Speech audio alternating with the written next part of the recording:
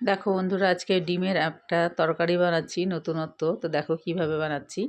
এখানে প্রথমের ডিমটাকে আমি পোচ বানিয়ে নিব, দুই পাশেই উল্টে পাল্টে ভেজে নেব আর কি, একটু লবণ দিয়ে।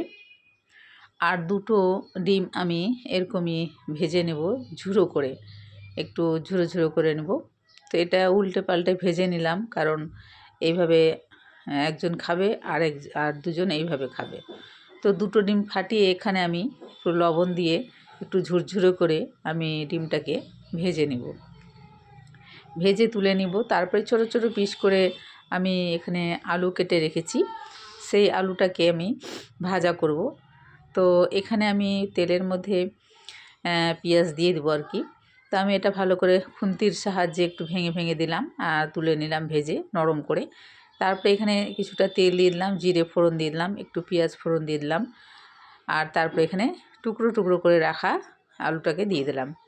এটাকে দিয়ে একটু ভালো করে নাড়াচাড়া করব, খুব ভালো করে ভাজা ভাজা করব। তো সামান্য একটু নিচে লেগে গেছিলো, একটা ফোন এসেছিলো, সেই ফোনটার কারণে একটু নিচে লেগে গেছে। তো লবণ হলুদ দিয়ে খুব ভালো করে ভেজে নিলাম। এই ঢাকিয়ে যখন রাখলাম তখনই ফোনটা এসেছিলো, তো একটু নিচে লেগে গেছে, একটু সামান্য কালো হয়ে এসছে আর কি।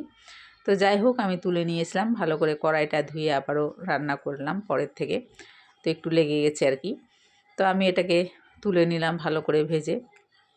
তারপরে এখানে একটু আবারও সামান্য তেল দিয়ে এখানে মশলাটাকে দিয়ে দিলাম, আদা রসুন লঙ্কা পেঁয়াজ বাটা দিয়ে এখানে আমার জিরে গুঁড়ো দিয়ে দেবো।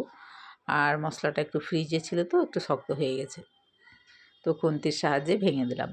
তারপরে এখানে জিরে গুঁড়ো আর এখানে লবণ হলুদটাও দিয়ে দেবো, দিয়ে খুব ভালো করে মশলাটাকে কষাবো। কষিয়ে নিয়ে তারপরে এখানে আমি আলুগুলোকে দিয়ে দেবো। এই রান্নাটা আমাকে সবসময় বলো যে আমাকে ডিম কষা করো, ডিম কষা করো। তো আমি ভালো কি এইভাবে একবার করে দেখি। তো একটা পোচ বানালাম, পোচ বানিয়ে এরকম করে বানালাম। তো খেতে খুব ভালোই হয়েছে। তো খুব সহজ আর কি এটা বানানো। আর ডিমের কষা বানাতে গেলে একটু দেরি হবে, তো এটা তাড়াতাড়ি হয়ে গেল। তো ডিমও খাওয়া হলো আর একটু নতুনত্ব রান্নাটাও হয়ে গেল। তো আলুটাকে দিয়ে খুব ভালো করে একটু ভাজা ভাজা করলাম, দেখতেই পাচ্ছ একটু কষিয়ে নিয়েছি। তারপরে এখানে আমি গরম জল দিয়ে দেবো। গরম জল দিয়ে মানে এটা তো আলুটাতেও সেদ্ধ হয়েই গেছে কিছুটা, আর একটু সেদ্ধ হবে।